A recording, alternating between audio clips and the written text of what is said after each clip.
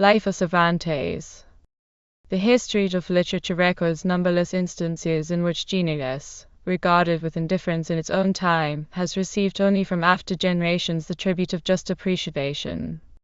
Of this sort of contemporary neglect and posthumous honor, Cervantes is a remarkable example, for even the popularity of Don Quixote, which, on its first appearance, met with unparalleled success, did not materially better the circumstances or elevate the position of its author. It is not very easy to reconcile this literary success with the poverty with which Cervantes struggled even to the latest period of his life, and of which he oftener than once complains in his writings, for it is a well-known fact that though Don Quixote, in the lifetime of its author, attracted an extraordinary share of public attention, yet Cervantes remained poor and neglected. Whilst the book was universally read and admired, the author would appear to have been a person of so little note that his early biographers did not even think it worthwhile to put on record the name of his birthplace. As if anxious to escape from the reproach of knowing little or nothing of the man who shed such luster over their literature, the Spaniards of the last century entered upon diligent researches, with the view of elucidating every fact connected with the life of Cervantes. These investigations resulted in the collection of a mass of interesting and curious information, which de los Rios, Pellicer, and Navarrete have severally embodied in their lives of the great writer. The warm discussions which have at various times arisen out of the doubtful question of Cervantes' place of nativity have been likened to the disputes of the 7 Greek cities, when contending for the honor of having given birth to Homer. Madrid, Seville, Valladolid, and Esquivias by turns claimed Cervantes as their own, until the question was finally set at rest by his latest and most trustworthy biographers.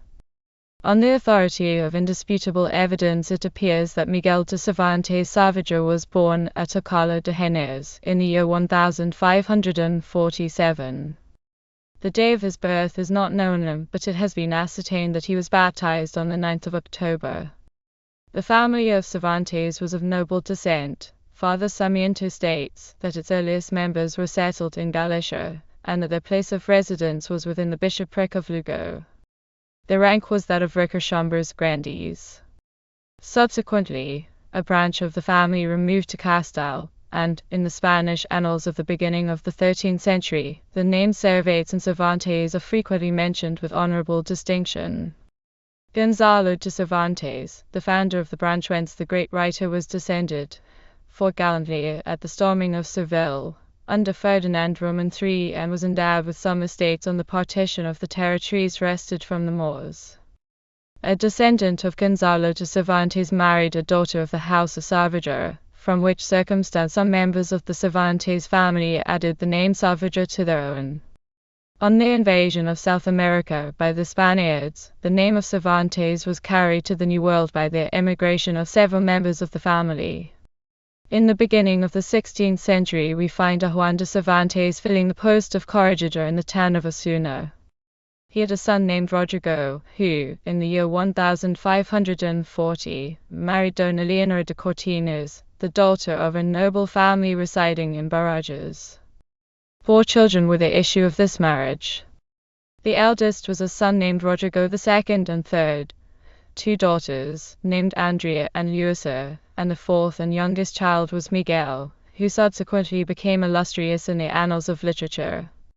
Miguel de Cervantes received from nature a combination of mental endowment such as rarely falls to the share of one individual. To a lively fancy and great power of inventive genius, he united an extraordinary amount of sound and discriminating judgment. Such was his inherent fondness for reading, that in his very earliest boyhood he was accustomed to pick up all the little scraps of paper he might find in the streets, and to employ himself in perusing whatever happened to be written on them.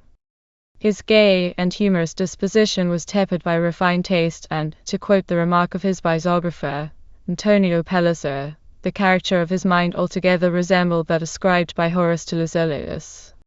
Of the boyhood of Cervantes little is known, beyond the few particulars here and there scattered through his writings. Alluding to his early taste for poetry, he says, in The Journey to Parnassus, "Even from my earliest years, I loved the sweet art of graceful poesy."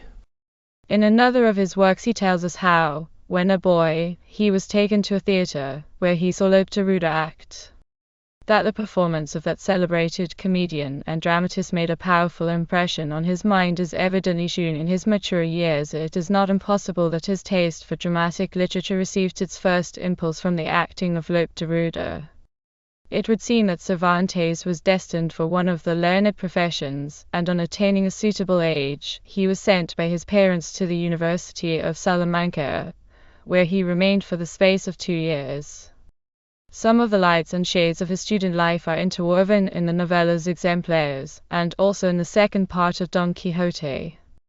The comic interlude, called La Cuva de Salamanca, seems also to have been suggested by some of the author's college adventures. The first person who observed and fostered the dawning talent of Cervantes in poetic composition was Juan López de Hoyos, who had been his tutor before he entered the university. It happened that Hoyos was commissioned to compose a funeral poem on the occasion of the death of Queen Isabel de Valois, the consort of Philip Roman II, and he transferred some portions of this task to his pupils. Hoyos wrote a narrative of the death and funeral of the Queen, and in that narrative are inserted an elegy, a sonnet, and some redondillas by Miguel de Cervantes, who is styled by his old tutor, My clara y amado discipulo. my clever and beloved pupil. At this time Cervantes was 21 years of age, and the praise bestowed on the first effusions of his muse encouraged him to take a loftier poetic flight.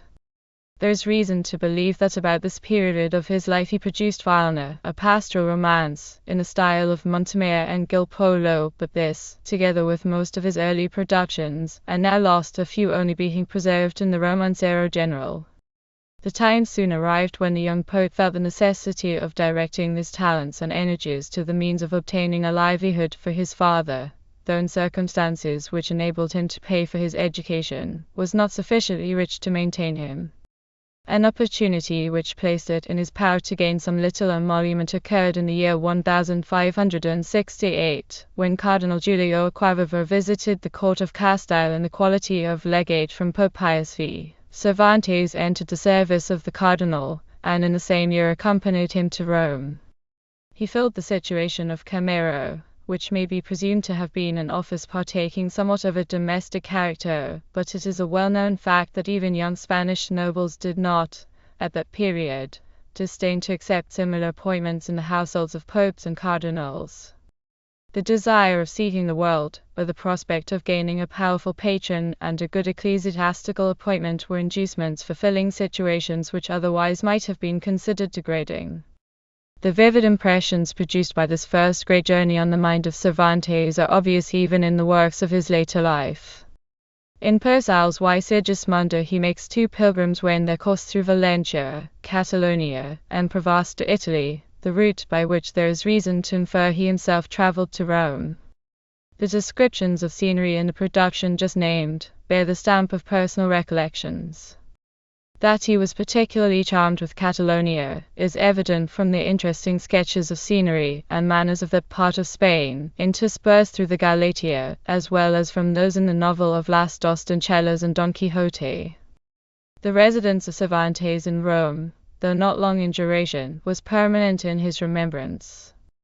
In his novel of the Licenciado Vidrafera he apostrophizes Rome as the sovereign of the world and the queen of cities. As the claws of the lion. He adds, Denote the animal's bulk and strength, so may the magnitude and power of Rome be judged by her fragments of marble, her ruined arches, her baths and her colonnades, her colossal amphitheatres, and her river, that river which is rendered sacred by the many relics and martyrs buried beneath its waves. After the lapse of a short time, Cervantes exchanged the tranquil occupations he pursued in the service of his spiritual patron for the more stirring duties of a soldier's life. That he always cherished a peculiar predilection for military adventure is evident from many observations scattered through his writings. Like many of his countrymen in that age, his taste seems to have disposed him to the profession of arms no less than to that of letters. Cervantes was of opinion that military courage and literary talent are more nearly allied than is generally supposed. In Purcell's he says, There are no better soldiers than those who have been transplanted from the field of study to the field of war. There never has been an instance in which students have taken up arms that they have not proved themselves to be the bravest and best of soldiers, for when courage is joined to genius, and genius is allied to courage, thereby is formed a combination of qualities in which Mars rejoices. Cervantes entered the army as a private soldier, and he served in one of the numerous Spanish regiments then in Italy. It would appear that he was quartered either in Naples or its vicinity. In 1571 the threatened incursions of the Turks and the depredations of the African corsairs disturbed the tranquility of the southern states of Europe, and once more raised up a League of the Cross against the Crescent. Pope Pius V conjointly with Philip Roman II and the Republic of Venice entered into a coalition and fitted out a combined fleet of galleys for the subjugation of the common enemy of Christendom. Marco Antonio Colonna had the command of the Pope's galleys, those of King Philip were commanded by Giovanni Andrea Doria, and those of the Republic by Sebastian Vianero. Don John of Austria, son of the Emperor Charles V, was appointed commander of the whole combined squadrons. Cervantes, with many other young Spaniards, left Naples and proceeded to Messina, then the mustering place of the combined fleets. He'd enlisted in the corps of Diego de Urbina, which sailed in Colonna's galleys to the Gulf of Lepanto, and he took part in the celebrated battle fought there on the 7th of October, 1571. During the voyage he had suffered from a fever, and he had not recovered when the action commenced. His commander, as well as his comrades, recommended him to remain quietly in his cabin, but this he refused to do, declaring his wish to die in the service of God and his king rather than to save his life by ingloriously keeping aloof from danger. He entreated that one of the most exposed posts might be assigned to him. His urgent desire was complied with, and it is stated that he fought with more resolute courage than any man on board the vessel. By the fire of their galley alone, it is said, more than 500 Turks were killed. Cervantes, who exposed himself to the fiercest assault of the enemy, received 3 wounds from arquebus balls. 2 entered his breast, and the other so dreadfully shattered his left hand that he subsequently had it amputated. But so far from regretting this mutilation, he prided himself on it, and regarded it as an insignia of honor. In his preface to the second part of Don Quixote, he declares that he views his maimed hand as a memorial of one of the most glorious events that past or present ages have seen, or that the future can hope to seize, and he adds, could an impossibility be rendered practicable, and could the same opportunity be recalled, I would rather be again present in that prodigious action than whole and sound without sharing in the glories of it. The memorable 7th of October, 1571, was to Cervantes like a ray of light beaming through the clouds of his past recollections. Even in the journey to Parnassus, which he wrote in his latter years, he says, alluding to the Battle of Lepanto, my eye wandered over the smooth surface of the sea, which recalled to my memory the heroic exploit of the heroic Don John when aided by courage, and by a heart throbbing for military glory, I had a share, humble though it was, in the victory. Cervantes was 24 years of age when the Battle of Lepanto was fought. The signal courage he displayed on that occasion obtained for him the complimentary notice of Don John of Austria. On the day after the battle that prince reviewed the combined fleet and visited the wounded, presenting to each soldier who had particularly distinguished himself a sum of money over and above the amount of his pay. Cervantes received from the hand of the prince one of these honorable gratuities. The victory of Lepanto, though for a time fatal to the Turks, was not succeeded by any permanent advantage to the coalesced powers. Sultan Selim speedily found a strong ally in the dissentient spirit which prevailed among the Christian rulers. By command of Philip Roman II, Don John returned to Messina, where the victorious fleet was received with public rejoicings. Cervantes, not yet recovered from his wounds, was consigned to the hospital, and he remained in Messina whilst most of the troops were dispersed about in the interior of Sicily. In the following year, his military ardor being unabated, he joined another expedition fitted out by the chiefs of the League, and sailed this time to the archipelago. He was present at the storming of Navarino, but the expedition having failed in its object, he once more returned to Messina.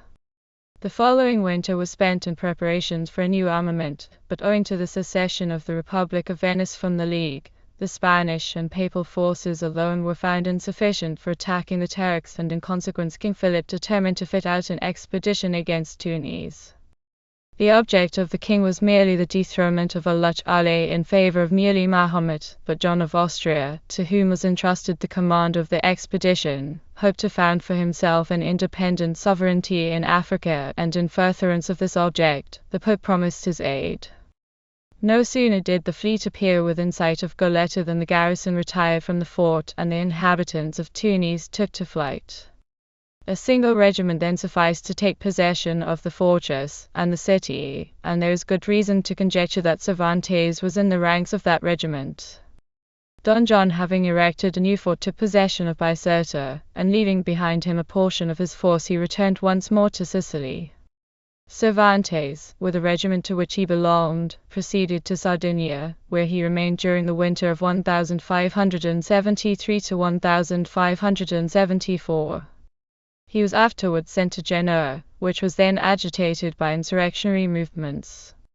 To quell those outbreaks, Don John was on the point of leaving Lombardy, when he learned that the Turks were actively assembling their forces with the view of regaining possession of Tunis and Goleta. Without delay the prince embarked at Spezia, with a division of his troops, in which was Cervantes. He proceeded first to Naples and Messina, and then sailed for the African coast. But the little armada had not advanced far on the voyage, when a violent storm which threatened destruction to the galleys drove them back to the Sicilian shore. Meanwhile Goleta and Tunis, after a gallant defence, were retaken by the Turks, an event which at once crushed the hopes of Don John of Austria. Cervantes, with his regiment, remained for a time in Sicily, under the command of the Duke de Sessa. It would appear that he was afterwards removed to Naples, for he says in the Journey to Parnassus that he paced the streets of that city for upwards of a year. There is, however, good reason for believing that his time was not spent in idly pacing the streets, but that during his stay in Naples, he employed his intervals of respite from military duty in studying the Italian language and reading the works of the best Italian writers, for it is well known that he possessed an erudite knowledge of the literature of Italy. Urged by an irresistible desire to revisit his native country, and probably dissatisfied with the scanty recompense awarded to his military services, Cervantes solicited leave to return to Spain. His request was granted in a manner highly gratifying to him, in the year 1575, when Don John and the Duke de Sessa furnished him with letters, recommending him to the notice of King Philip, as a man whose courage had gained the respect of his officers as well as of his comrades. With a joyful heart Cervantes embarked in the galleon El Sol, accompanied by his brother, Rodrigo, who had joined him in Naples. From that port they both sailed on their return to Spain. But the wish for happiness of revisiting his native land was more remote than was anticipated. On the 26th of September, 1575, the Sol was attacked by an Algerine corsair. After a brave resistance the galley was captured, and all on board were conveyed to Algiers. In the distribution of the prisoners Cervantes fell to the share of Dalamami, a Greek renegade, who, by reason of his lameness, was surnamed the Cripple. The letters addressed to Philip Roman II, which Cervantes carried with him, led Dalamami to believe that his slave was a Christian knight of distinguished rank, and he treated him with the utmost rigor in the hope of extorting a large sum of money for his ransom. But with the fortitude which marked his character, Cervantes patiently endured his misery, whilst his thoughts were occupied by schemes for effecting his own liberation and that of his companions. Having devised a plan of escape to Oran, he prevailed on his friends to join him in carrying it into effect. The fugitives succeeded so far as actually to get away from Algiers, when they were betrayed by a Moor who had undertaken to be their guide. They were conveyed back to their prison and confined with more rigor than before. Cervantes, as the ringleader, was treated with so much severity, that, as he afterwards observed, he learned in that school of suffering to have patience under misfortune. 2 descriptions of labor were assigned to the Christian captives in Algiers. Some were employed in rowing the galleys and chebaques. Others, and these shared the hardest lot, were kept within the city, in places called the bagnios or baths, which were in reality prisons, and which received their names from the numerous baths they contained. Most of the captives in the bagnios were the slaves of the Dey or king, but private persons were occasionally permitted to send their slaves thither, especially those who were expected to be ransomed, the bagnios being considered the most secure places of confinement. The slaves whose ransoms were looked for were not sent out to labor like the rest, but they wore a chain and, moreover, were wretchedly fed and clothed. Of this number was Cervantes, whose condition as a Spanish hidalgo gave his master reason to hope that a large sum would be offered for his liberation. A Spaniard who had passed some years of slavery in Algiers, and who was ransomed in the year 1639 by the monks of the Order of the Santísima Trinidad, drew out, after his return to Spain, a narrative of his captivity. He gives a curious description of the treatment of the Christian slaves in Algiers, together with details respecting the manners and customs of the Moors. This narrative has never been printed, but from a manuscript copy of it in the Biblioteca Real at Madrid, the following extracts have been obtained. The Christians in Algiers, says the writer, have 4 churches in which Mass is performed. In my time there were 12 priests who officiated daily. In the principal church, which is situated within the King's Bagnio and dedicated to the Santísima Trinidad, there are 5 priests and a provisor appointed by His Holiness. There are 7 brotherhoods cofradias, and in each Mass is performed daily. Every day alms are begged from the captives for the purchase of wax tapers and altar decorations. Each priest receives out of these alms 1 real and a half. This, with the money paid for masses, is all the priests have to subsist on. In the churches the religious service is very properly performed, and sermons are always preached. The Christians are very ill-treated, especially the priests, who are frequently pelted with stones and dirt by the boys as they pass through the streets. At this present time, 10th of March, 1639, Algiers contains 20,000 Christian slaves, 10,000 soldiers, and 1,000 councillors of war. These councillors act as judges in all trials relating to matters connected with the army or navy, and they never take longer than 2 days to deliberate on any question. The inhabitants of Algiers, both men and women, lie very miserably. Their principal food consists of rice and wheat boiled, with a very small portion of salted meat. Even the richest individuals do not live much better. The daily food of the captives consists only of a small loaf of bread. They are treated very cruelly, especially by the Tagarinos, the descendants of the Moors, expelled from Spain. To force them to press their friends for ransom, the daily tasks of labor are augmented, and they are put in chains, the strongest being sent to the galleys. In every part of the city there are mosques, which the women are not suffered to enter. Some of these mosques have a tower or minaret, on which a flag is hoisted at noon, lowered at 1 o'clock, and then hoisted again at dusk. From these minarets the Moors call the people to prayers. The most profound silence prevails during worship in the mosques. No one dares to speak or even to cough. The prayers are short, and whilst they are repeated, the people are squatted cross-legged on the ground, at intervals rising up and then bowing down to the earth. The mosques are hung with great numbers of glass lamps, but they have no other ornaments. The floors are covered with mats, and the walls and ceilings are arched. Within the mosques there are orange trees, and alcoves for the Moabites, who are held in high veneration. They receive presents from the women, whose husbands, strange to say, do not disapprove of this practice. There is a religious festival on Friday in every week. At their meals the Moors place their food on the ground, without spreading any cloth under the dishes, which are of copper, tinned over. Even the richer class do not use utensils of silver. The outdoor dress of the women consists of long trousers, reaching to the feet, and fastened round the ankles by rings of gold or silver. Their outward garment consists of a large cloak enveloping them from head to foot, and leaving only their eyes uncovered. Their dress is decorous, though their manners are not so. Within doors they wear a long tunic, reaching to the ankle, and made of rich damask, satin or silk. They wear many rich jewels, consisting of bracelets, necklaces, and earrings. Many of these Moorish women are very beautiful, but they indulge much in the habit of smoking. It happened that a Spaniard, who had been for some time one of the fellow captives of Cervantes, having been ransomed, was suffered to return to his native country. On his arrival in Spain, he lost no time in conveying to the father of Cervantes intelligence of the unhappy condition of his two sons Rodrigo and Miguel. The old man, without hesitation, mortgaged his little property, though by so doing he reduced himself and the other members of his family to a condition bordering on want, and having raised a considerable sum of money he transmitted it to Algiers.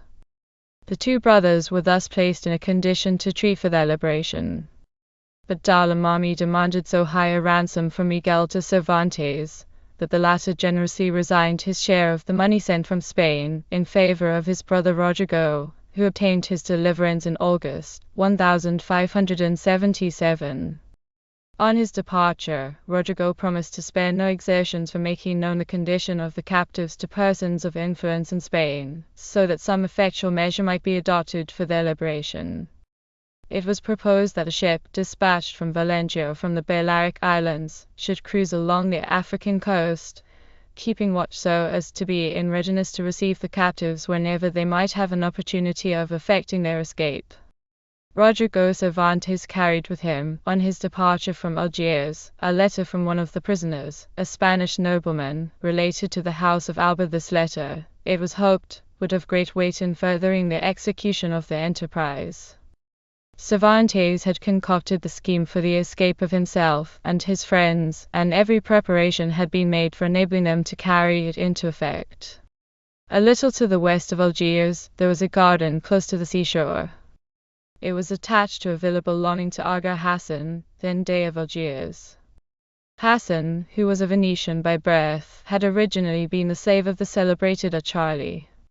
He turned Mahometan, and his apostasy helped him to rise to wealth and distinction in the Ottoman Empire. At the time of the Battle of Lepanto, Aga Hassan filled the high post of Captain General of the Turkish fleet, and he was afterwards elected Dey of Algiers. This turbulent and cruel man ruled his temporary sovereignty with a rod of iron. His tyranny and barbarity were exercised alike on Moors and Christians, for, as Cervantes makes the captive in Don Quixote remark, He was the homicide of the whole human race. Era homicidio todo el género humano.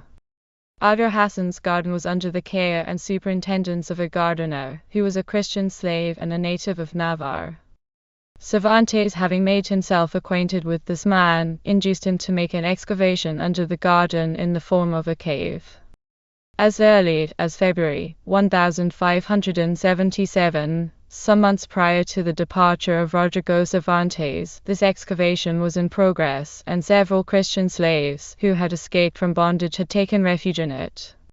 The number of the fugitives gradually augmented, and in September of the same year Cervantes himself succeeded in eluding the watchful eye of his master, and joining his friends in their subterraneous retreat.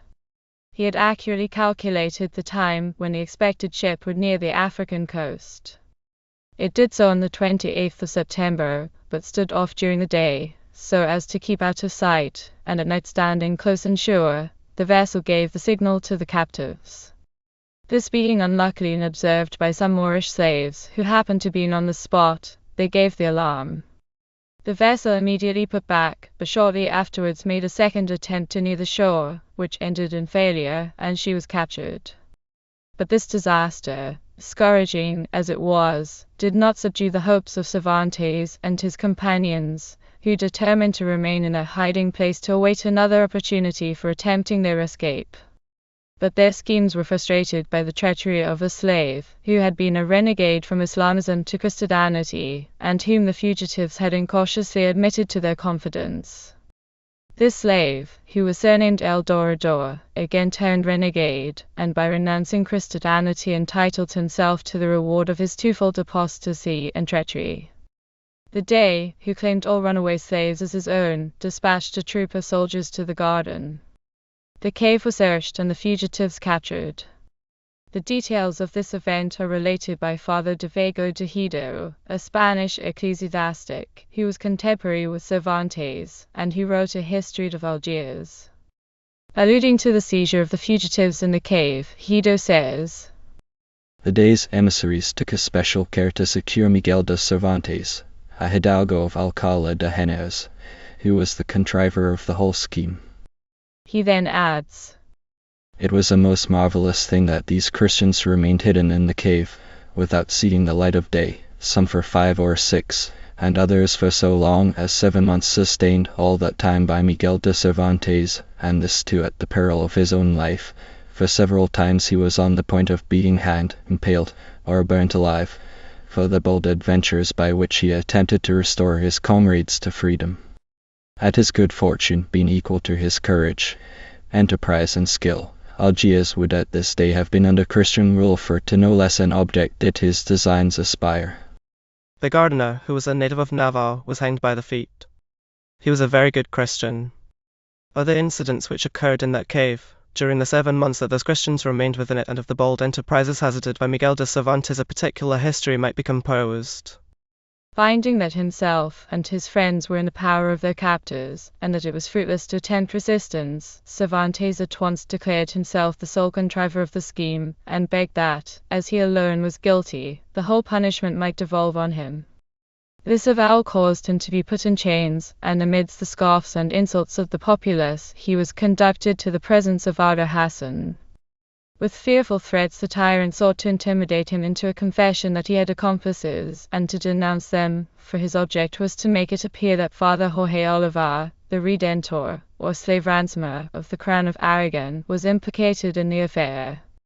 But Cervantes persisted in affirming that no one could be accused but himself.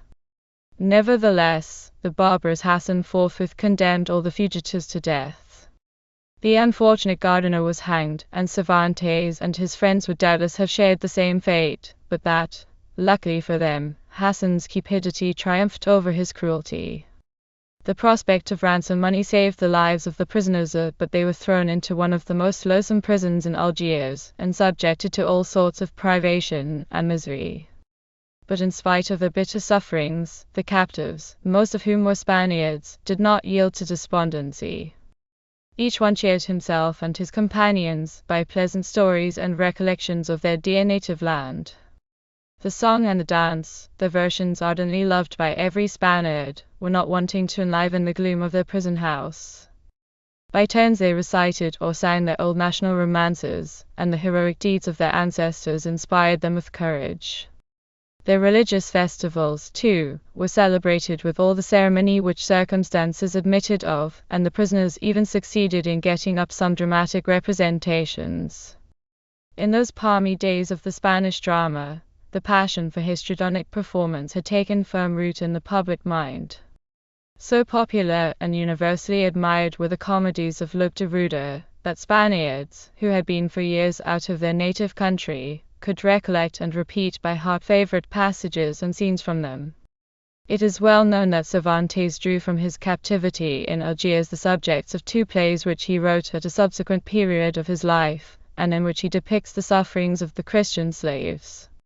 In one, Los Barnos de Argel, a pastoral dialogue, colloquial pastoral, is introduced. It is stated to be from one of Lope de Rueda's comedies, and is curious from the fact of its being in verse, whilst all the dramas, or as they are called, comedias, of Lope de Rueda, now extant, are in prose. The other play, by Cervantes, founded on the subject of Algerine captivity, is entitled La Gran Sultana. The heroine is a Spanish lady, Dona Catalina de Oviedo, supposed to have been captured by corsairs. Undaunted by failure, Cervantes determined on the first favorable opportunity to renew his efforts to obtain his own deliverance and that of his companions. Increasing difficulties had no other effect than that of strengthening his resolution to surmount them. He felt an irresistible longing for that freedom, which, to quote his own words, is the dearest gift which heaven has bestowed on man. For freedom, he adds, as well as for honor, it is our duty to sacrifice life. Captivity, on the other hand, is the greatest misfortune which man can be doomed to bear. He gained over to his interests a Moorish slave, whom he persuaded to convey a letter from him to the Spanish governor of Oran. The object of this communication was to facilitate a plan for the liberation of himself and 3 of his fellow prisoners. The letter was however intercepted, and the messenger, by order of Hassan, was immediately shot. Cervantes, as the writer of the missive, was sentenced to receive 2,000 stripes, and only by the urgent and repeated intercession of the Christians in Algiers was the noble slave saved from the infliction of that barbarous punishment. The 3 Spaniards who were comprehended in the projected plan of escape were put to death, and the extension of Hassan's mercy to Cervantes may be attributed in a great measure to the influence which an exalted character exercises even on the most uncivilized of mankind.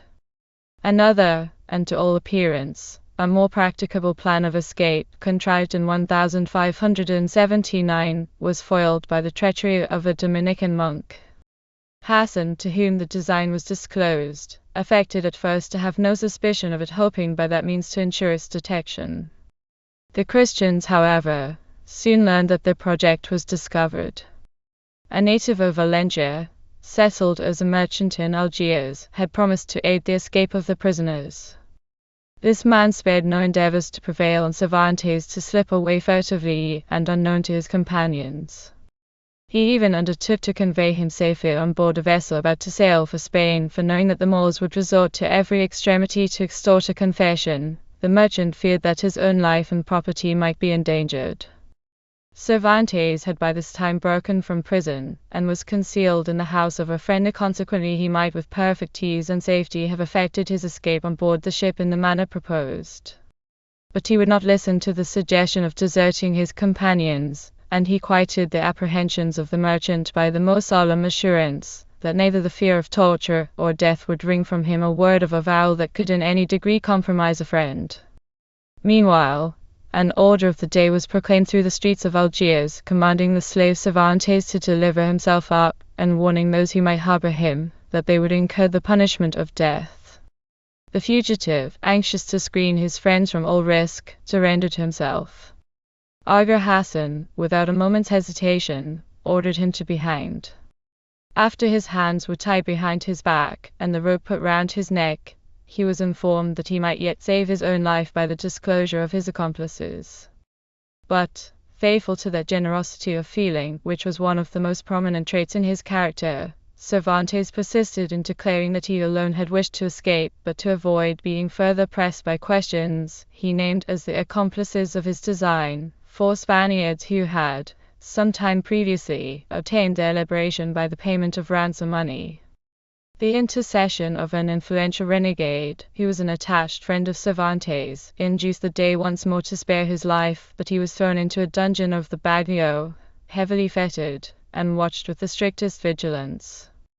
The next project conceived by Cervantes exceeded in boldness all that he had previously concerted. It was of so wild and romantic a character that its reality might naturally warrant disbelief, were it not authenticated by trustworthy evidence. This scheme was nothing less than the excitement of an insurrection among the Christian slaves in Algiers, who were to make themselves masters of the city, and transfer it to the dominion of Philip Roman II. Notwithstanding the rigorous nature of his imprisonment, he contrived to take some steps towards the execution of this bold enterprise.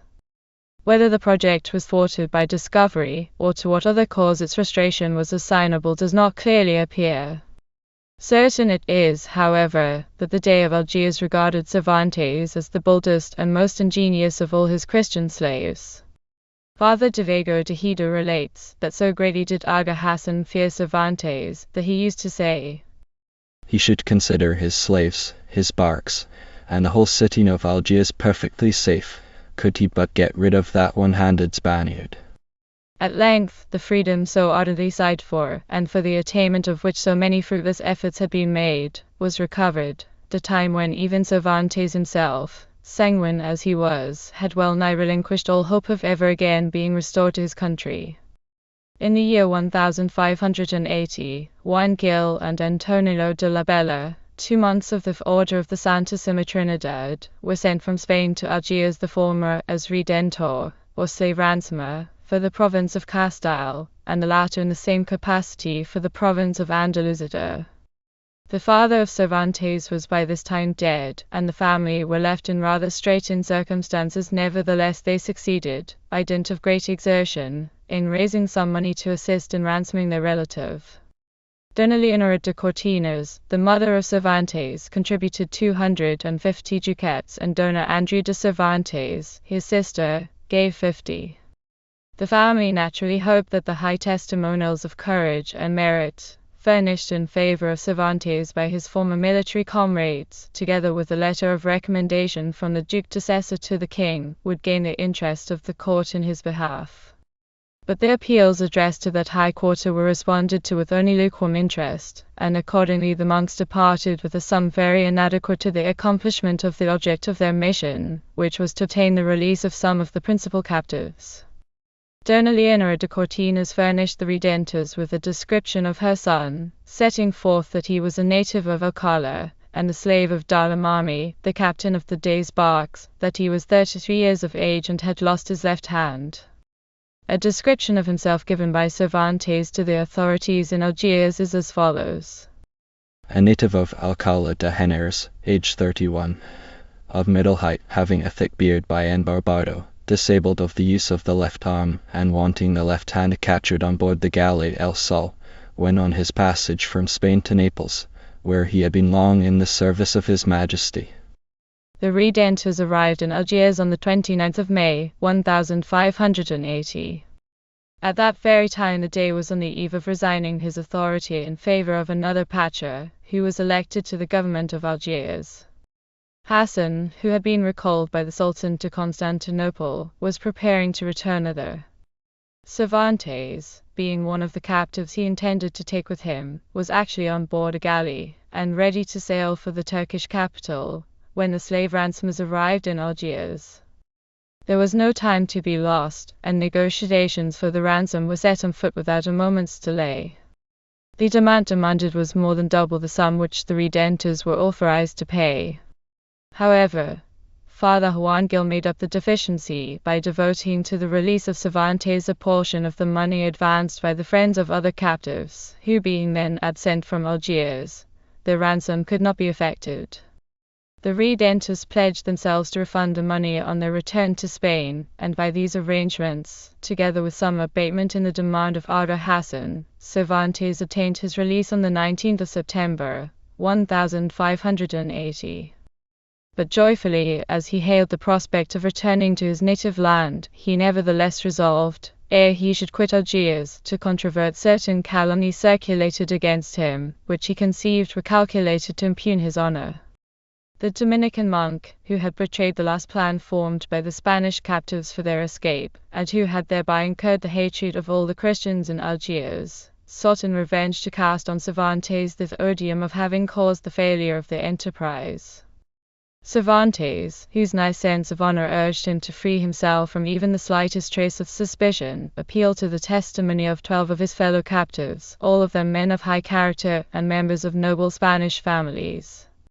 Their evidence refuted in the most complete and satisfactory way the calumnious charges of the Benedictine monk. They unanimously declared that though there were many noble Spanish cavaliers in Algiers, not one was more distinguished for honorable and generous sentiment than Miguel de Cervantes, and that he had invariably manifested the sincerest interest and sympathy for his countrymen and fellow captives, all of whom regarded him in the light of a brother. On the 22nd of October, 1580, after 5 years of detention in Algiers, Cervantes embarked for Spain. He had now before him the cheering prospect of that happiness which he himself has declared to be one of the greatest that can be enjoyed in this life, the return to one's native countries after prolonged captivity. There is, he adds, no happiness like the recovery of lost freedom. On his return to Spain, about the end of the year 1580, he repaired straight to Madrid, where his mother and sister were then residing. The reduced circumstances in which he found his family determined him once more to try his fortune as a soldier. At this time, Philip Roman II was intent on completing his conquest of Portugal by the acquisition of the rich colonial dependencies of that kingdom. It had been determined to maintain a Castilian army in Portugal, for the purpose of preserving public tranquility, enforcing obedience to the authorities of King Philip, and preparing the reduction of the Azores or Terceras Islands.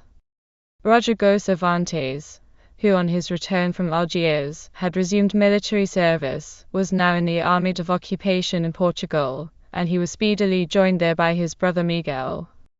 In the spring of 1581, both the brothers sailed from Lisbon in one of the ships of an armament commanded by General Don Lope de Figueroa.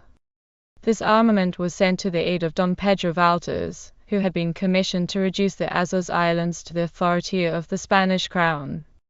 A misunderstanding arose between Figueroa and Valdes on the subject of an attempted landing at Terceira, and not being able to come to an agreement, they carried on their operations separately, and after a short time both returned to Portugal.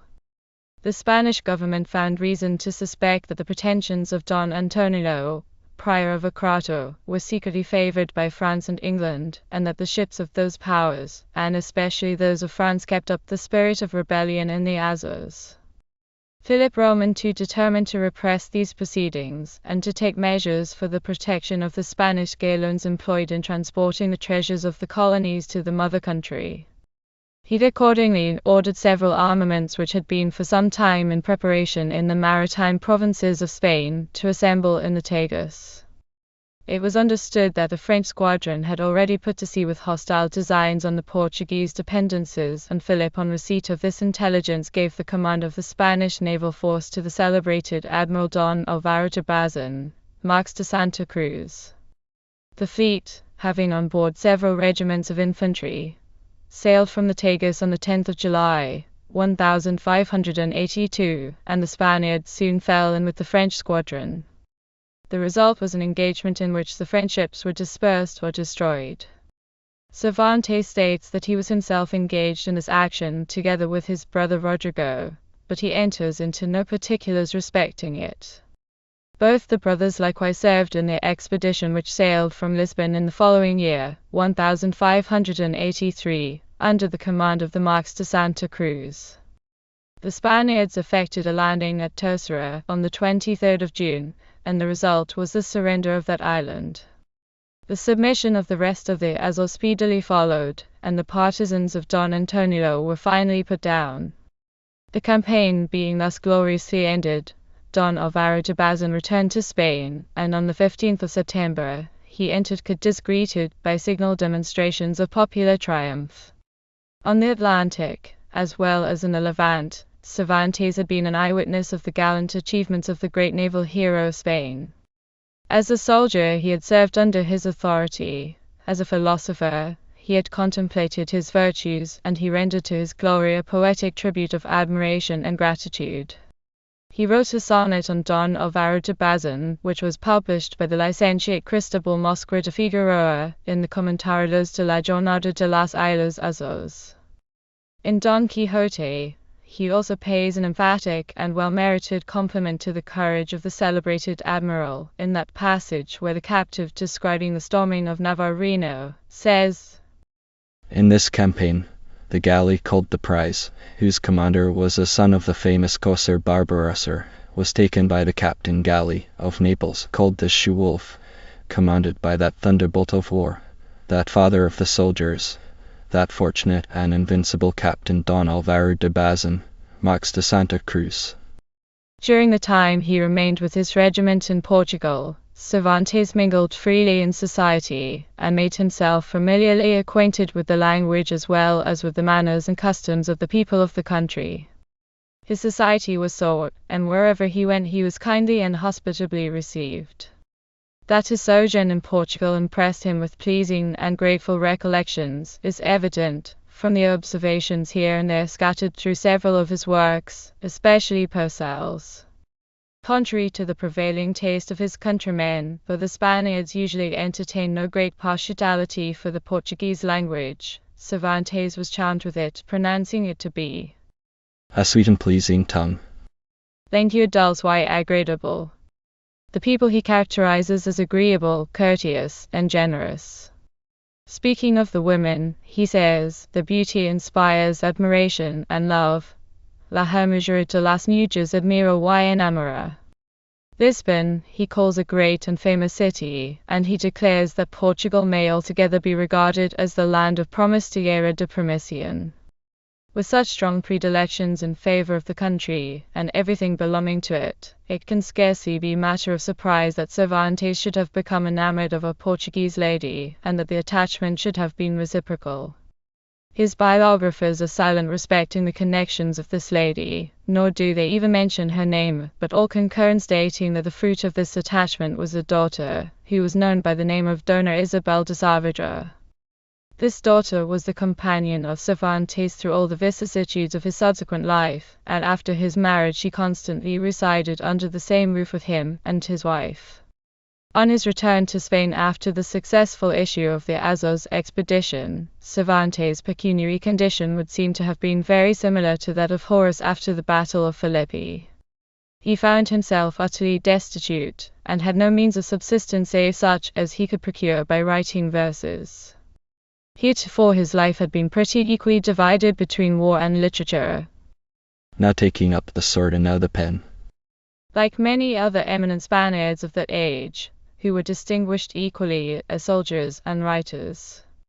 Even in the dungeons of Algiers, and amidst the most stirring events of war, Cervantes never wholly relinquished his love of literary composition, and many of his sonnets and other little fugitive poems bear evidence that, in seasons of trial and suffering, he courted the solace of the muse.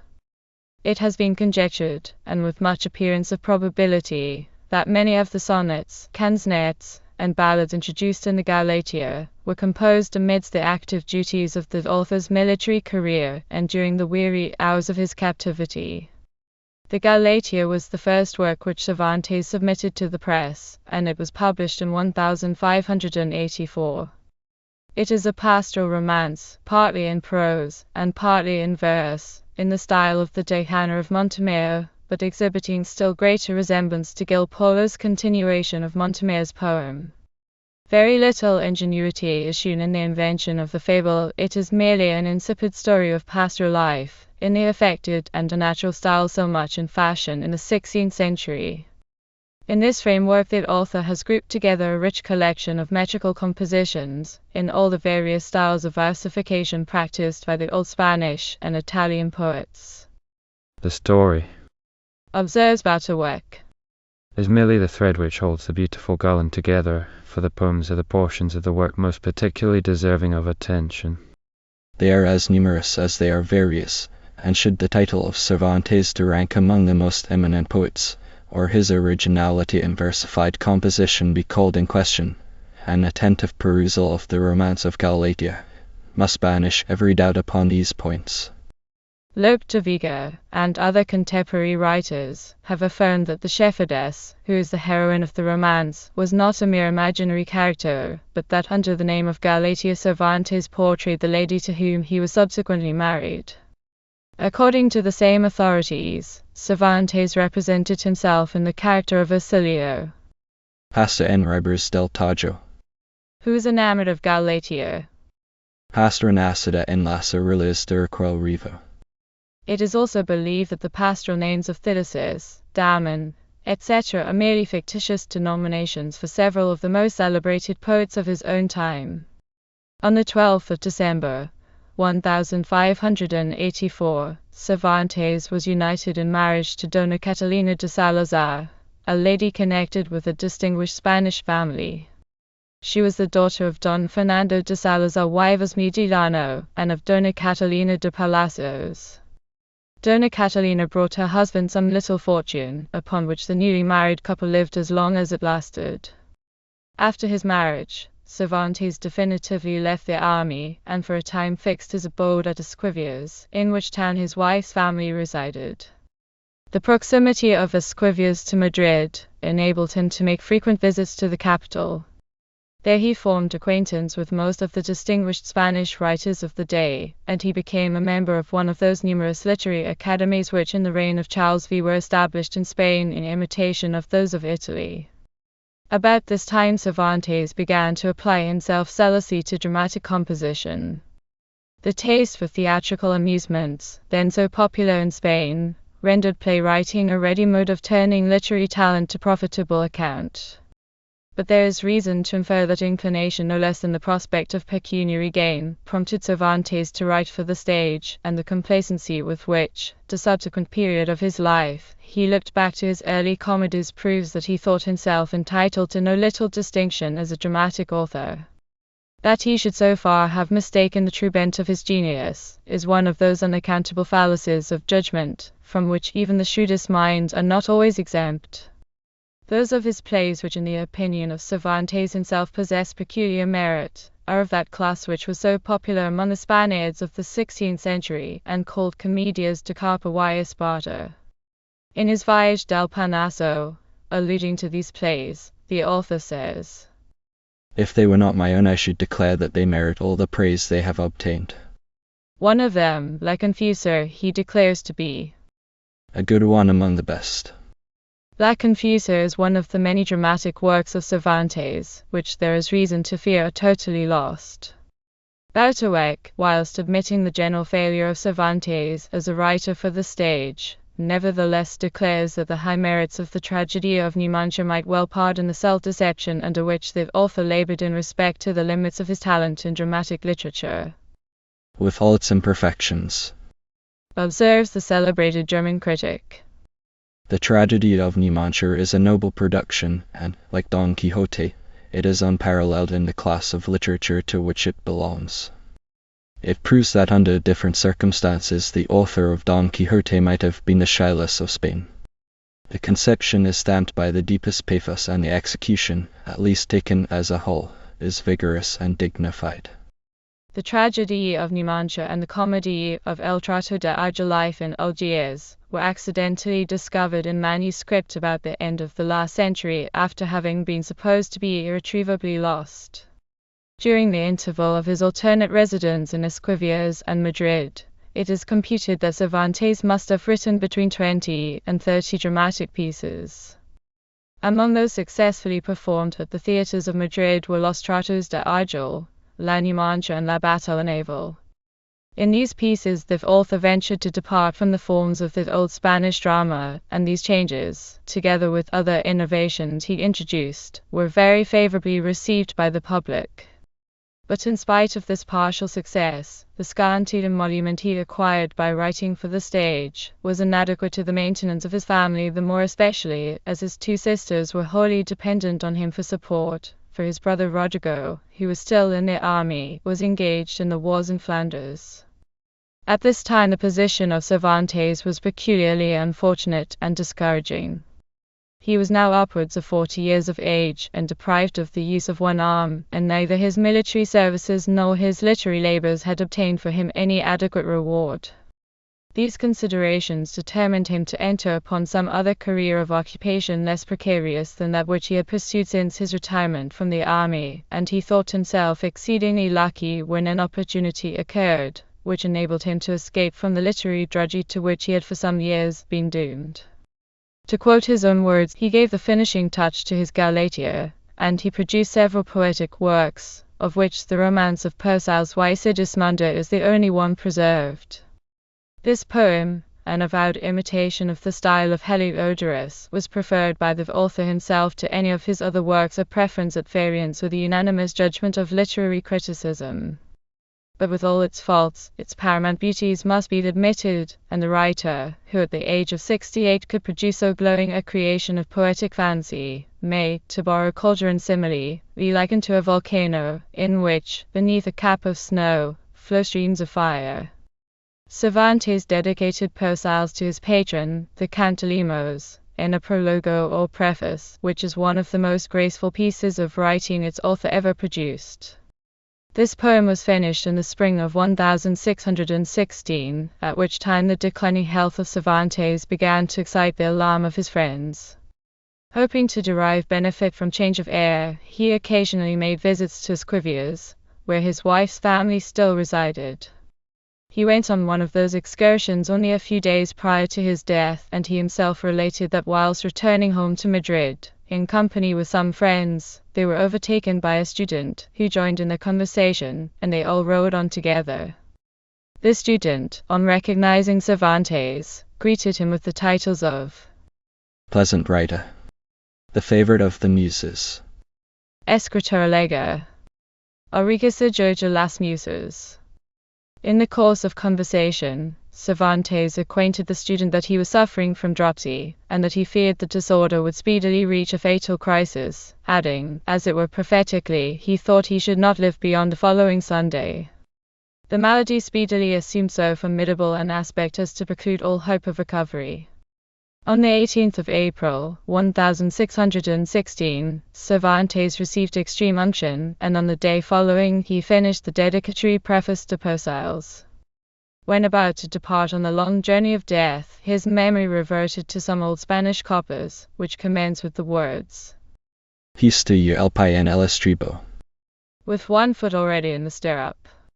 To these quaint old lines he playfully alludes in the dedication of his last work, where, addressing the Count de Lemos, he observes these old coppers, so popular in their day, may perhaps come opportunely into this epistle, which I might commence almost in the same words, saying, Pisto ye el pie en el estribo, con las ansias de la muerte, gran cena, esta te escribo. Yesterday they gave me the extreme unction, and today I write this. After an illness of 7 months' duration, Cervantes expired on the 23rd of April, 1616, in his 69th year. It is a curious fact, and one that will not escape the observation of the English reader, that Cervantes and Shakespeare, two writers whose genius exhibits more than one trait of resemblance, both died on the same day. In conformity with his own desire, Cervantes was interred in the convent of the Trinitarias, situated in the Cal del Lifan, in Madrid, in which street he himself resided at the period of his death.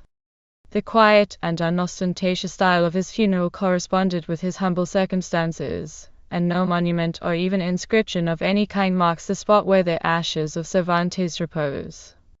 Footnote: That learned Benedictine wrote an essay entitled Noticias de la verdadera patria de Cervantes y conjecturas sobre la insula, Barteria.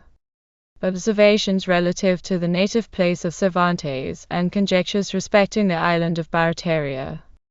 It has never been printed, and is very scarce, but the writer of this memoir has recently had the opportunity of perusing an old MS. copy. There is some reason to conjecture that this lady was a relative of Isabel de Urbina, the first wife of Lope de Vega. It is pleasing to indulge the belief that such was really the fact, and that the two most eminent writers Spain has produced were allied by family ties, as well as by kindred genius. Destem mistianos anos aim el at dusta la agradable poesia. Viage del Panarso. Ha. Roman 4. In el licenciado Vigitero, and in la Tiofengida. Relation de la muerte y exequies de la reina Dona Isabel de Valois. Published in Madrid in 1569. It is worthy of notice that the first poetic essays of Cervantes were dedicated to the memory of a princess, whose marriage with Philip Roman II, after having been the affianced bride of his son, forms a romantic episode in history, and is the subject of Schiller's tragedy of Don Carlos. No había major soldados, que los que se transplantaban de la tierra de los estudios en los campos de la guerra, y ninguno salió de estudiar para soldado, que no lo fuse por estreno, por cuando se avianan y se juntan las fuerzas con el ingenio con las fuerzas, es un compuesto milagroso en que Mart se alega. At the period here alluded to, the rank of a private soldier was far from being considered degrading. Young men of birth and fortune, on entering the army, frequently served for some time as private soldiers, before they attained a rank which invested them with any authority or importance. Cervantes does not here overrate the importance of the Battle of Lepanto, the consequences of which were for a time very fatal to the Turks, and threatened to shake to its foundation the throne of Selim Roman II. When Pope Pius V heard of the victory, he held up his hands and exclaimed in ecstasy, There was a man sent from God, and his name was John. Alluding to Don John of Austria. Arrojos mi vista a la campana rasa del mar, que trujo a mi memoria del heroica Don Juan, la heroica Hazana don con alta de soldados glorita. I con propria valor, I curado pecho chivon tumul de part en la victoria. Viage del penoso cap. I. Paisos as master an arno. Bologo to the novellas exemplos. It has been commonly conjectured that Cervantes narrated his own adventures in the history of the in Don Quixote. With that story he has doubtless interwoven some of the incidents of his own life, for example, the particulars relating to the Battle of Lepanto. As to Captain Wiedmer's captivity in Algiers and his elopement with the Moorish lady Zoraida, if those events are really founded on fact, the hero of them was probably one of the Spaniards who suffered captivity in company with Cervantes. In the year 1581, there was published in Granada a narrative of the captivity of 185 Christians in Algiers, by the fathers Juan Gil and Antonio Labella. This work is very scarce, but a copy exists in the Real Biblioteca at Madrid. The narrative contains a list of captives ransomed, and in this list appears the following entry. Miguel de Cervantes, age 30, a native of Ocarlo de Henares. This fact was unknown until the latter part of the last century, when the narrative above mentioned happened to be perused by Don Juan de Ariete, librarian to the King of Spain, who announced the fact, and therefore to him is assigned the honor of having been the discoverer of the birthplace of Cervantes. In the story of the in Don Quixote, there is one passage in which Cervantes alludes, in a direct manner, to himself. It occurs in a description given by Captain Wiedmer of the imprisonment of himself and his companions in the bagnios of Algiers, and is as follows. One Spanish soldier only, whose name was something or other until de Savager, Agar Hassan treated with greater consideration than the rest. This soldier did things which will remain in the memory of the Algerines for many years to come, all for the sake of recovering his liberty, and that of his companions. Though the least of many things that he did, we all feared that he would be impaled alive, and he feared it himself oftener than once. Lope de Vega, in his Cautivos de Argel, alludes to the plays acted by the captives in Algiers, and the old Spanish romances which were sung in those plays. This sister, who was older than Miguel, was at this time married to Saint Ambroso or Ambrosi, a native of Florence. It will be recollected that he was originally the slave of Dala Marmite, but was forfeited to Aga Hassan after his capture in the cave. The discrepancy observable in the statements of the mother and son, relative to the age, might be merely the effect of lapse of memory, or possibly the mother may have reckoned as completed the year which was only commenced, whilst the son may have counted his age by the number of years he had actually completed. This latter supposition would at least account for the difference of 1 year in the reckoning. Uno de los más contentos, que en esta vida se putena, Sure is, lega dispus de luengo cortavirio, salvo y sano su patria por no hay en la tierra contenta que si equivalera alcanza la libertad perdida. Don Antonio, a natural son of the infant Don Luis, was one of the claimants of the crown of Portugal, after the death of Cardinal Henry. In ob paterni et lares et fundi porpatus impulate audex obversus vaserum. Best. Lib.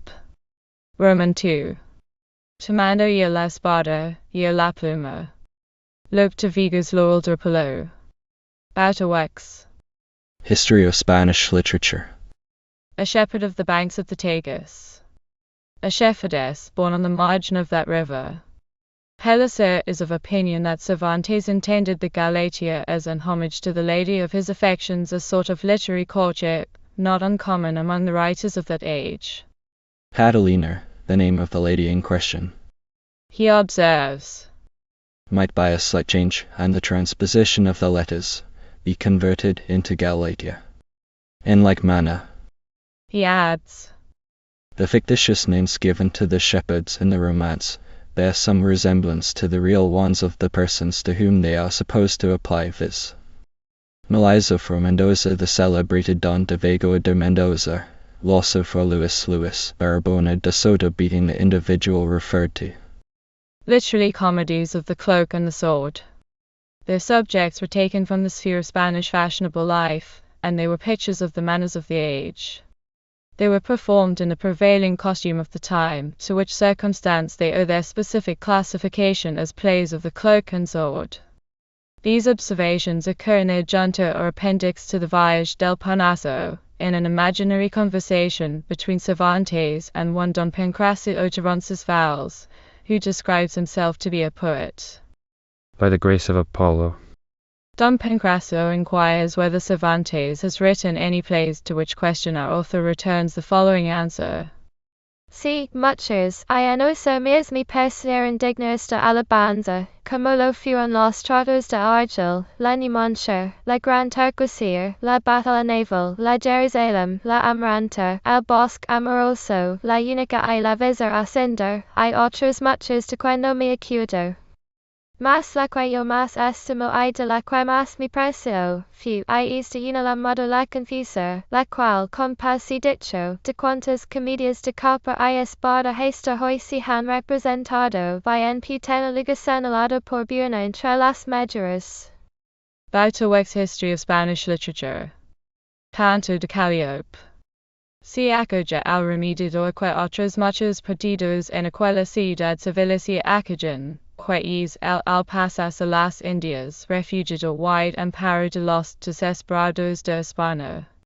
Some accounts state that whilst in La Mancha, Cervantes got involved in a street quarrel in the town of Alguacil, and that in consequence of that affair he once more became the inmate of a jail. This, coupled with a hint, though a very vague one, thrown out by Cervantes himself, in the preface to the second part of Don Quixote, has given rise to the conjecture that the first part was written in a prison. According to some accounts it was not published till 1605. But 1604 is the date recorded by Don Antonio de Pellicer. Salió a la luz del mundo con general aplauso de las gentes. Don Quixote Part 2. Everyone who has read Don Quixote in Spanish must be sensible of the peculiar charm of the diction of Cervantes. On this subject, the critic above quoted observes, It is the style of the old romances of chivalry improved and applied in a totally original way, and only in the dialogue passages is each person found to speak as he might be expected really to do, in his own character.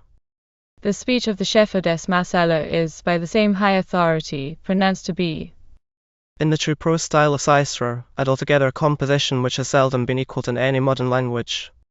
Mines y Ciscar and Pellicer quote this anecdote on the authority of Baltasar Pereno, who wrote a work entitled Sayings and Doings Dichos y Hechos of Philip Roman III. As the incident, recorded in the anecdote, is stated to have taken place in Madrid, it must have occurred after the year 1606, when the court removed from Valladolid to the capital. Cervantes was at this time 57. The deposition vaguely says, Master Cinquenta años, more than 50 years. The facsimile engraved with the portrait which illustrates this volume is from the signature affixed to this document. Yo soy el primero que he novelado en la lengua castellana las muchas novelas que en ella andan impresas todas son traducidas de lenguas extranjeras y estas son mis propias, no imitadas ni jotadas mi ingenia de las engendro, y las paras o mi pluma, y van creciendo en los brazos de la estampa. Viage del Parnaso. 8 Plays and Interludes. Biographical and Critical Miscellanies, by W. H. Prescott-esque. With one foot already in the stirrup, and in the anguish of death, noble sinner, I write to you. It must, however, be borne in mind that the Gregorian calendar had not at that period been introduced in England.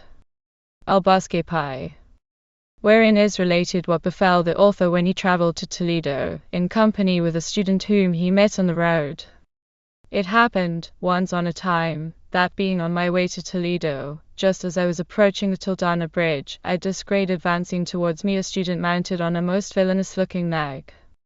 The poor animal was blind of one eye, and not much better than blind of the other, neither was he very sound in the legs, if I might judge from the numerous reverences he made, as he wearily moved onward. The student gravely saluted me, and I with all due courtesy returned his greeting. He spurred his poor nag with the intention of advancing more expeditiously, but the miserable animal was so worn out by old age and hard usage, that it was piteous even to behold him. The rider whipped his horse, but the horse, heedless of the blows, showed no disposition to quicken his pace. He turned a deaf ear to all the commands of his master, who, in truth, might as well have shouted down into the depths of the well of Aaron, or up to the summit of Mount Cabra.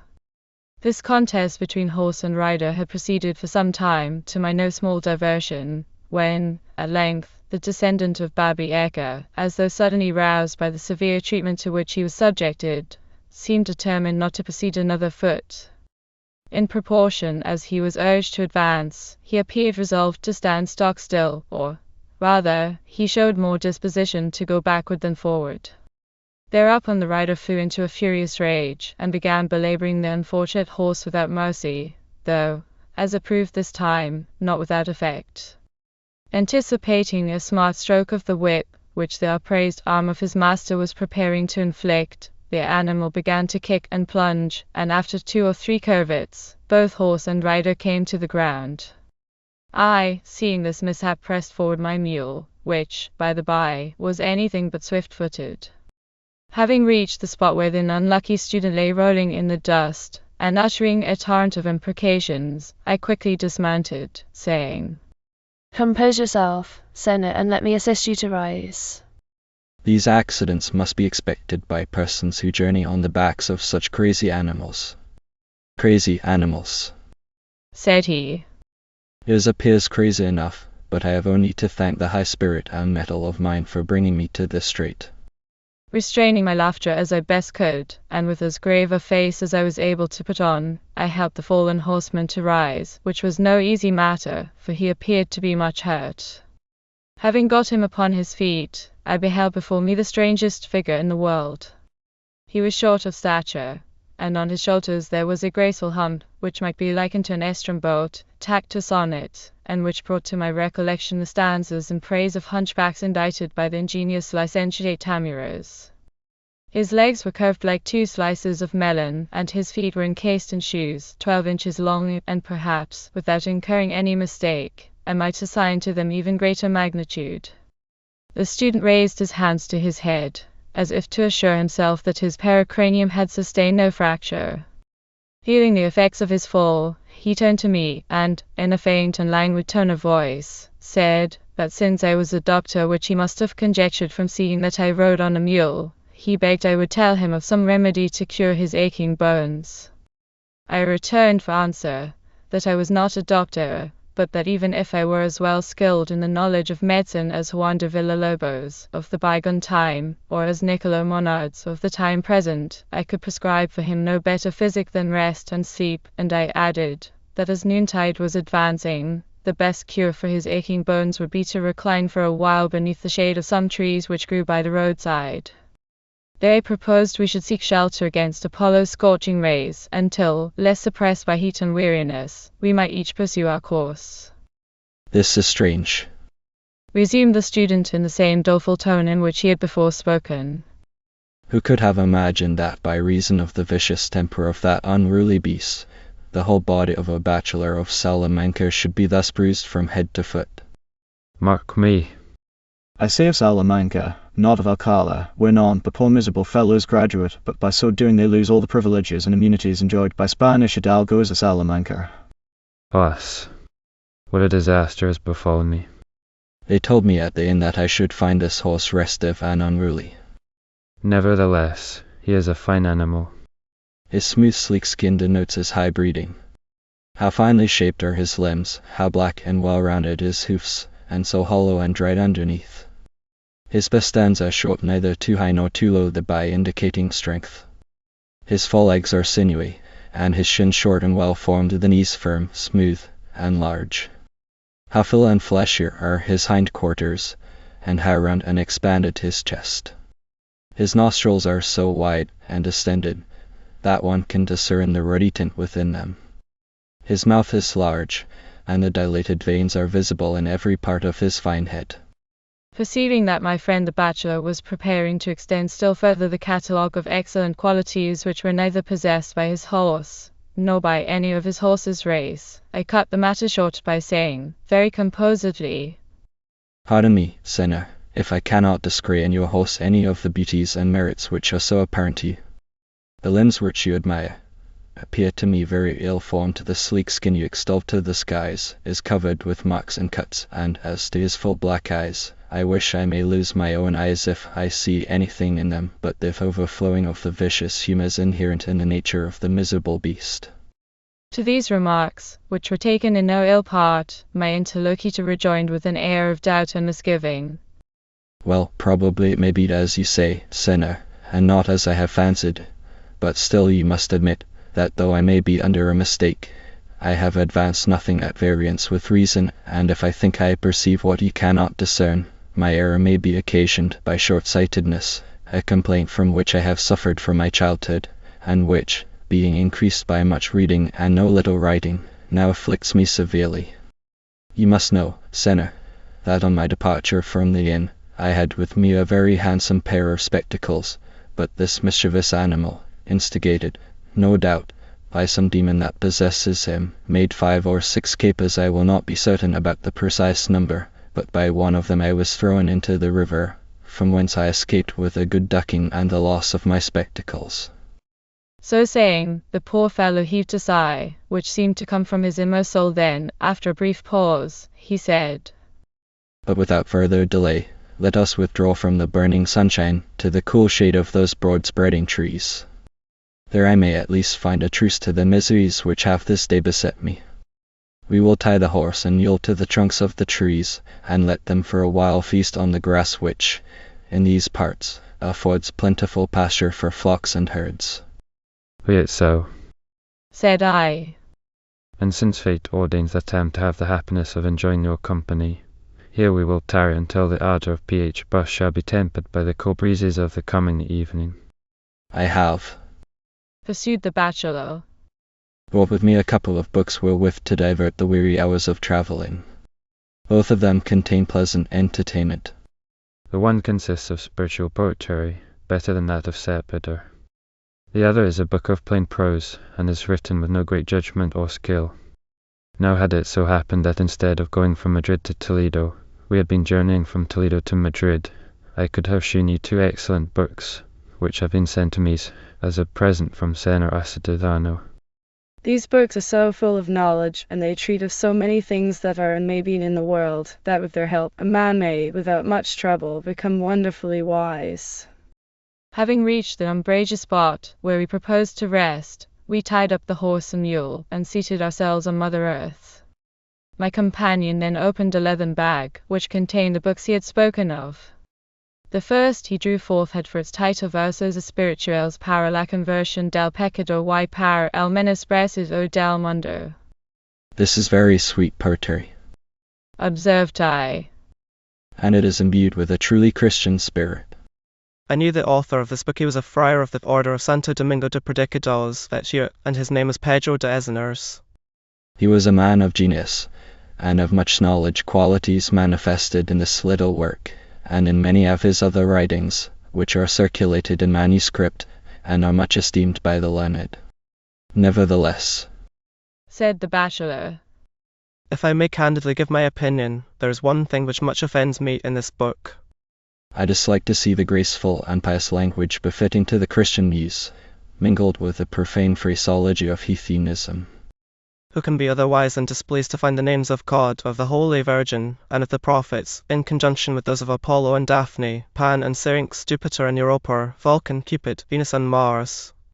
He next proceeded to tell me that Father Ezeners, the author of the Versos Espirituales, was himself very fastidious about matters much less objectionable, and he related how annoyed he was, whilst performing Mass, by an old woman, who, whenever the Padre repeated the words Dominus Vobiscum, devoutly muttered in a croaking voice, Alabado si Dios.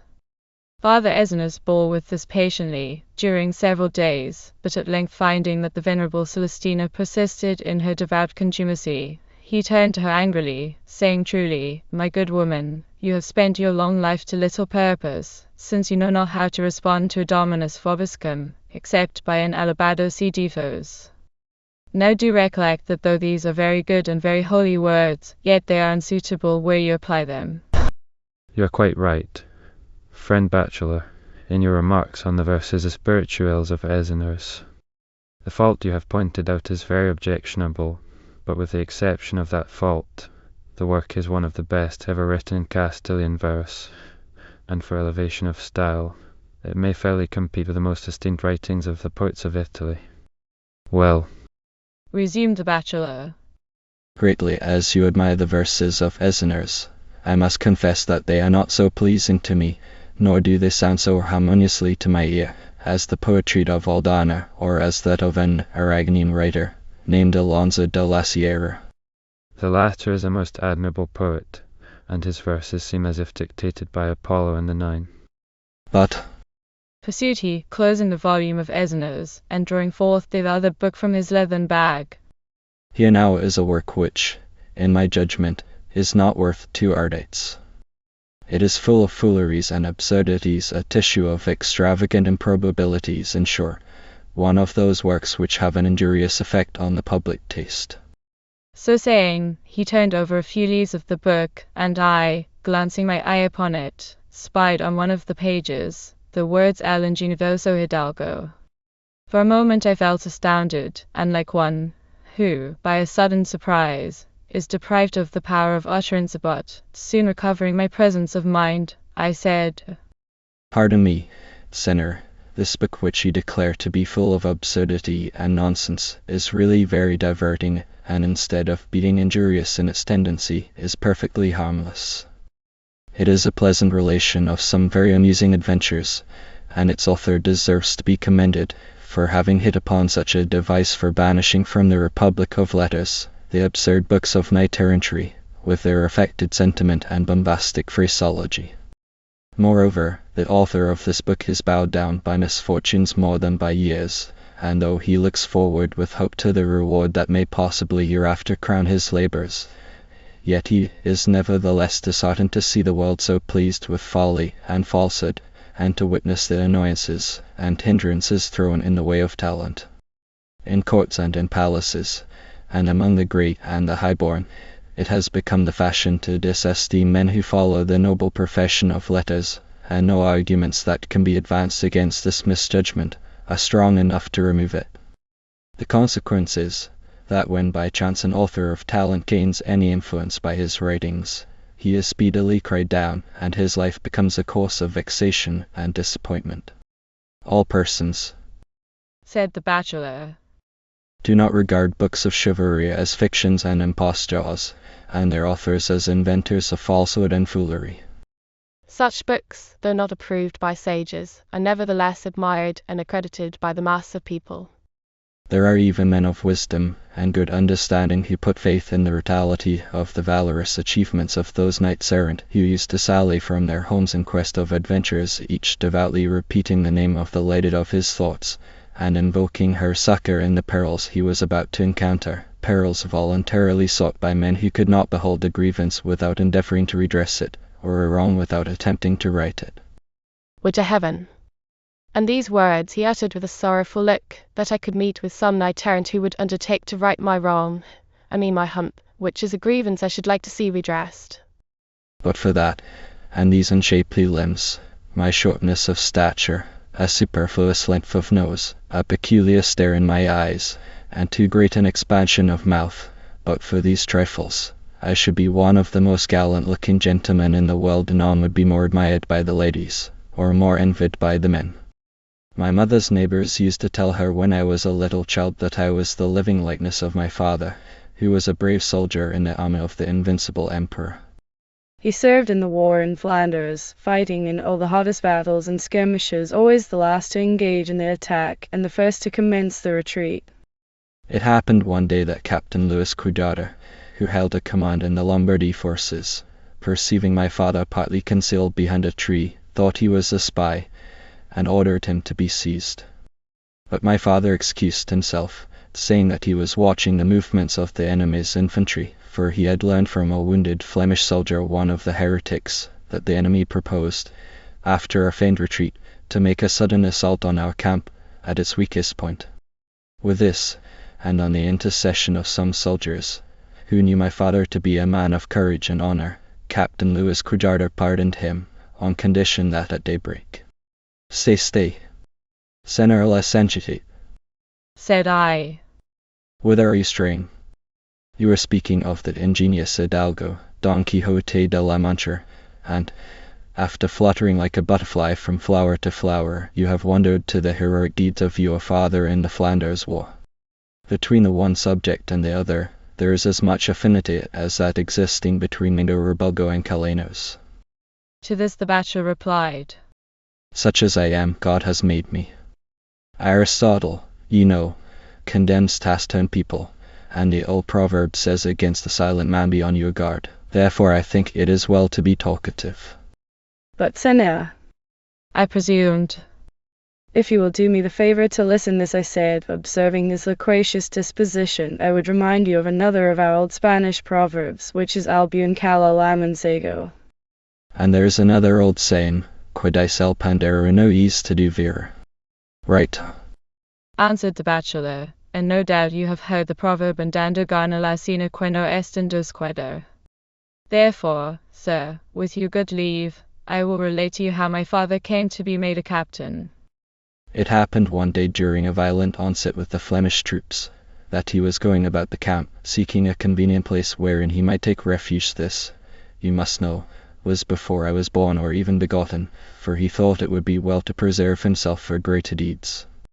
Therefore, he was looking about for a place of safety, where, alike unobserved by the troops of the Spanish camp and by those of the League, he might save his life and person, as I have said, for greater things. Rather say for smaller things. Interrupted I. Since he saved himself to become your father. Now, seeing that you are so very little, and that your father saved himself to beget you, how can it be said that he saved himself for greater things? To this my companion replied, that though he knew himself to be very little, yet that he was not so diminutive as some persons affected to think him. But, Added he, pursuing his story, you must know that my father was going about the camp in the way I have described, and seeing that the two wings of the imperial army were hotly engaged with the enemy, he felt impelled to lay his hand on his sword, a trusty weapon, which, though it had been unsheathed, and had seen daylight on several occasions of urgent necessity, yet, on all those occasions, it had modestly shrunk back into the scabbard unstained with hostile blood. To tell all my father's valorous deeds in the battle would be the long and tedious tale, but the sum of his prowess is well known to fame in my native place, Villa del Olmo, and its environs. Laden with upwards of 30 heads of the heretics whom he had slain, he presented himself, after the victory, to the illustrious emperor, who was at that moment engaged in dictating to his Meister de Campo, Alonso Vivers, the 3 notable words of Julius Caesar, which he repeated in Spanish, altering the 3rd, as became a Christian prince, in this wise, Fine, Romans 6 y divos venso. The emperor, elated with his victory, and thinking it a fitting time to distribute rewards, conferred on my father the rank of captain. And though there were not wanting malicious tongues to declare that my father had cut off the heads from dead bodies, as they lay on the field of battle, yet nevertheless he was made a captain, in spite of the murmurs of envious slanderers, who are at all times ready to disturb the peace of the community, and in truth, whether my father's merits were great or small, he did not think it advisable to make them a matter of dispute. Now, said I, since you have at length brought your story to an end, we will again turn to this book called Don Quixote. You say it is full of absurdities and nonsense, but I do assure you that some who have read it pronounce it to be as entertaining as any work ever written in Spain, and they affirm that it is full of humour and truth. True, it is sailing with no very fair wind over the stormy ocean of criticism, which is only one of the many misfortunes that assail its author, but the tardiness of the learned to approve this work may possibly redound to its future fame and glory. This book, pursued my companion, which she says so diverting, and written with so reasonable and praiseworthy an object, appears to me exceedingly silly and irrational. Can anything be more absurd than the idea of curing the taste for reading books of chivalry, which are objected to because of their falsehood and extravagance by the perusal of another book still more false and extravagant? Who can imagine a man so infatuated as to put faith in the stories related in such books, and at length becoming so crazy as to sally from his home in quest of adventures, fancying himself to be out and out a knight-errant, and not even the many cudgellings he receives can drive the insane notions from his head. When did the luckless author ever see such lunatics wandering at large through the world? Hereupon the bachelor ran into a string of questions worthy of that most indefatigable of questioners, the lately defunct Almirante, and he wound up his interrogatories by saying, Can any one persuade himself into the belief that Parmerius of England, Florindos and Floridandos are to be seen going about armed cap a pie, like the figures in old tapestry on tavern walls? I would advise this author, pursued he, to cultivate for better objects the talent he undoubtedly possesses, and to write no more such stupid books as this Don Quixote, which will never outroot from the popular mind the vitiated taste for books of chivalry. I would tell him all this and much more, for I am not at a loss for words, neither am I wanting in memory or information, and I feel a desire to correct and castigate the faults of others, though unluckily I cannot mend my own. Moreover, you must know that I am a philosopher, and that I have studied in the new school of Donor Oliver, the knowledge of myself, and whosoever acquires self-knowledge may be said to possess no trivial attainment. Let me tell you, moreover, that the doctrine of Donor Oliver is not to be despised because it comes from a woman, for there have been many women in the world whose learning has entitled them to respect and admiration. Without looking back to remoter times, I may mention the recently deceased Countess de Tindilla, the mother of the three Mendozas, whose names will be proclaimed to remote ages by the voice of fame. Then there was Madame Apacida, whose rare genius and eloquence have been swept away by death like the vine by the keen wind of October. In honor of her literary attainments rest assured that such absurd encounters have no existence save in silly books of chivalry, and in plays which in our time have been taken from them, but which in the time of Lip de Ruyter, Gil Vicent, and Alonso de Cisneros would not have been tolerated on the stage. Nevertheless, pursued my loquacious companion, after a brief pause, methinks I should like to see a return of the good old days of knight-errantry. How I should enjoy setting forth